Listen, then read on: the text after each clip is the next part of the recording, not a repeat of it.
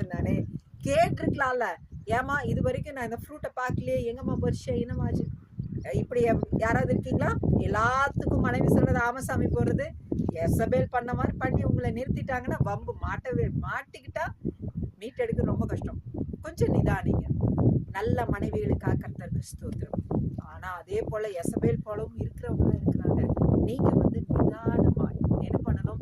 ஐயோ என்னுடைய பிள்ளைகளுடைய கதி என்னாகும், என்னுடைய கதி என்னாகும், சுற்றம் சொல்ல ரிலேஷன் சைட்ல அது பேசுவாங்க இது பேசுவாங்களே, இத்தனைக்கு மீறி தேவன் உங்களை பார்த்துக்கிட்டு இருக்காருல்ல, அவருக்கு என்ன பதில் சொல்ல போறீங்க?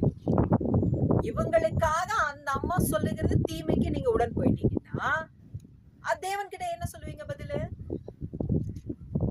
கணவனா இருந்தாலும் மனைவியா இருந்தாலும் 2 பேருமே லிசன் பண்ண வேண்டியது.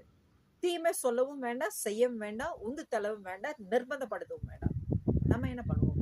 நேர்மையான முறையில, நீதியான முறையில நம்ம